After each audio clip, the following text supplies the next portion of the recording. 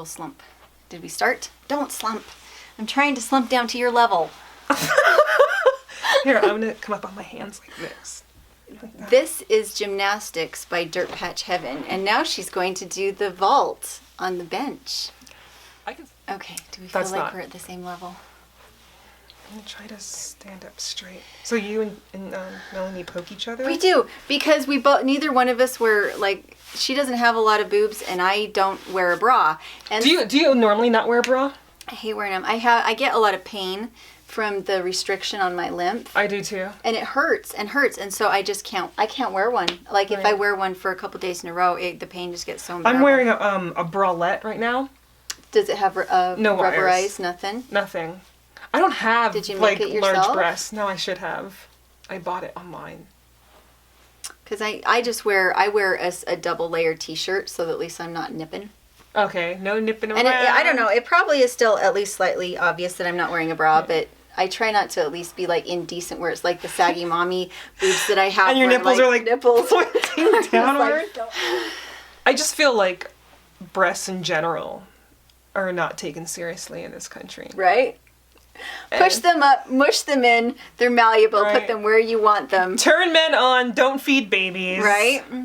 And So true. make them big. Mine are so small. I used to be a double A. Oh, wow. I was a double A. Like, I'd go into places and they'd say, "Oh, what's your size?" And I was a 34 double A. Yeah. The worst is when I gained weight and I was a 36 double A. So it's like all the fat was going in the wrong spot. Isn't that... Pushing See, it this here. is once again talking about things Talking like bad about not a yourself. beautiful body. Right. I have a wonderful body. You and do so have a wonderful body. I'm still And breastfeeding. beautiful children. Oh, thank you. Aren't they gorgeous? They are so Your beautiful. daughters are so awesome, Okay, too. so last night, they were running around howling at the moon. Kaya looks like a little hobbit in the cloak. And what else were they doing? They were howling at each other. Yeah, they were howling at the moon, and they And would go... scavenging food. Yeah, they would go, and bringing in unripe berries to yeah. us and asking us to eat them. And it was wonderful. It was. And It's so then nice. my daughter accused your daughter of murder. Yeah, she did. Ivana didn't like that part so much. They accused her. Ivana wants a dog. She wants a dog. I mean, all little kids want a They dog, do. right? And she wants a dog. We're probably gonna let her get one. I think dogs are fun because you don't... I think dogs are good. You don't ever have to question whether or not you're going to butcher and eat it. Yeah. It's something that I try to stay very aware of. Am I getting too callous to the fact that I'm butchering these animals? And I don't know where that line is of prepping and eating animals because you have to, or finding other ways to find protein that doesn't involve this sadness and the butchering and that kind of thing. And the older I get, the more I try really hard to lean towards let's minimize the amount of meat we eat. I do feel better about raising my own animals because I know that they had a good life, but I do know that it is, I don't want to ever be callous about this, which is why I don't let the girls butcher the animals. They can Right. pluck, they can help with some of the other things, but I never let But the them. actual taking of life, they don't do that. I don't, because I don't want them to ever feel that it's not a sacred thing.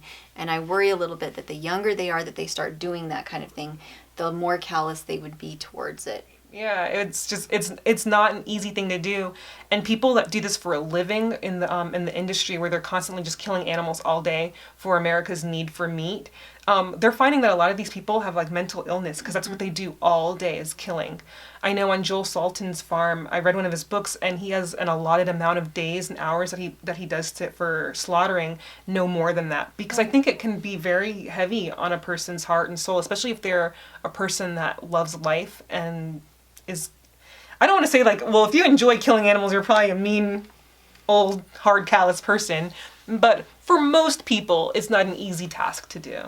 Well, and I do think there's a difference between the skill and the actual act and the knowledge. That, you know, there's so much skill that goes into actually taking a live animal and turning it into something you can eat. Because I know there's a lot of people out there that hunt. And it's a skill what they do to go and bring food in for their family. And I think I would hope a lot of times that the enjoyment they find from it is the skill of the process they go through, but that the actual fact that they're taking a life isn't the part that they're enjoying so much as that this is The a hunt. skill, the right. hunt. Yeah, the hunt. The skill that can be gained and the satisfaction of having a family that is well fed. And I do struggle with the hunting for trophy anything. I do struggle with that. And but I love animals, and so there's that fighting of, well, you love animals, so at least the hunters aren't killing something that they I'm sorry, making funny faces are in love at the with, camera. you know? So, What, honey? your daughter just disappeared again. My daughter disappeared. What about Did your she sister? need some space? We were playing horse game, and when she just ran off, She might have needed a little space. she wanted to run. That sounded more like one of yours than one of mine. Yeah, that was So definitely maybe that was Ivana. a. Yeah. So maybe that was, I decided to come back and be a horse. Anyway. Well, and you're currently vegan. I am. And that was Because- like, we weren't like planning, Right. like, okay, we're going to be vegans now. Right. Because we love animals and the earth. It was totally accidental. We stayed at my mom's in Missoula for a little while, and we went to go grocery shopping for our stay there. And she took me to a grocery store, and their meat selection was really horrible. So she's like, oh, there's a butcher downtown, and traffic at the time was really, really bad. So I was just like, you know what, let's just not. Right. And so we just wound up buying a lot of starchy foods, pastas and rice, and a lot of fruits and vegetables. And I wasn't even being aware of it, because vegan wasn't anything that was on my radar. And Ivana had really horrible eczema all over her face and all over her arms and the back of her legs. And at the end of that week, I noticed that her skin was looking a little bit better. And then we went home for the weekend, and she went back to our regular diet, and it came back worse than ever. So I was like, all right, when we go back to your grandmother's for the next week, we're going to go ahead and try that again. Mm-hmm. And we did it again, and it wasn't like 100% vegan, you know, I think we had some cheese or whatever. And again, her skin cleared up. So we came back, and it was John's birthday, so we're like, we're going to do a cheesecake, and then after that, we're going to go and try doing this whole hog. And we did, and we didn't even notice, like as far as our palates, we were very happy with what we were eating. We were very satiated by the food. It wasn't expensive. A lot of people think that, being vegan is expensive because you have to buy all this produce. We were eating a lot of like what we would consider peasant food. Rice, beans, potatoes, Right. cheap starches. And her skin had never looked better. And I wasn't even paying attention to myself. I was just so focused on her and her skin because it's something that she'd been battling with for so long. And at the end of 2 weeks, I'd lost 15 pounds. Holy cow. And I wasn't trying to. And then at the 1 month mark, I realized that I needed to take up like another activity during the day because I was going to bed and I was laying in the bed like this at night. Because you had energy? I had way too much energy left. And whoever says that, I've got too I'd much never heard energy, that. right? So I started riding a bike Yeah. and doing like 6 to 12 mile rides every day, and that was enough, you know. Right. And so it's working for us, and I don't miss the food that we're not eating. I don't miss eggs. I don't miss meat. I don't miss cheese or milk, and all that stuff is really expensive too. Right. Our budget is doing much better, and then bringing camping food, so much easier. I can't tell you how annoying it is. No to open, refrigeration, really. Right, you open your cooler and all your ice is melted and your eggs are rolling around and your cheese is Yeah. all wet and sticky and your deli meat is slimy. So it's so much easier. We brought a lot of fruit and we brought dried type Right. things and it was tasty. I made fruit leathers, like a whole bunch of cherry fruit leathers, and I Yum. left them all at home. Oh, well, not yum. You didn't get to eat it. I know, but they're waiting for us and they're going to be very tasty.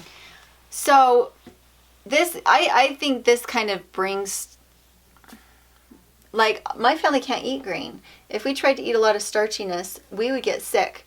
But your family is doing really well on them, Right. and your health problems are going away. I think that it has so much to do with mama's intuition and noticing better than any doctor can. Yes. Because you're watching 24/7. You already know what you've tried. You know what you're going to try next. And so for my family, we're actually going to try really, really hard to be closer to what you guys are doing on the road. For one thing, because of the refrigeration. For another thing, we have been so busy here getting things packed that we haven't been eating very much meat at all. And I haven't really noticed a difference as long as we're drinking enough water. Right. And if we take a lot of the processed sugars out. But so I love the complete difference between some of the things that we eat and yet that are the right things for us to eat in our own families, that wasn't fixed by medication. Right. And was figured out by a mama that actually made the budget easier. Yeah. You know? Yeah, it's made the budget much easier. And also, my husband, as far as like living on a homestead, my husband's main concern is that he likes to travel. He's like, well, how are we going to travel if we have a cow or if we Right. have chickens? And now or if you we don't need 'em. Yeah, no, we don't. Which is It's amazing. great. We still want chickens though. They're fun just to watch. Roosters. Yeah, they are. They're like little pets. They're fun. I love the are. roosters. Do people tell you like what to eat? Like what you should like? Oh, you should try eating this or not eating this. I just never listen to diets. Like, I have people that want to tell me all about like an actual like diet for the purpose of losing weight. And I look at that and I'm just like, well, if you're still hungry, you're still going to eat it. So we should all probably drink more water and eat stuff that doesn't come out of packages. Right. And I just saw a really cute kid walk by the window. We should go interact with him. Yeah. Want to go film them? We should go film him. Okay, that was our Braid Girls. This is going to be really interesting to edit. I know. Because what did we talk about? We talked about not having too All much sorts of stuff things. and food. Yeah. Those are my two favorite. Well, not the not having stuff, but food. I love food.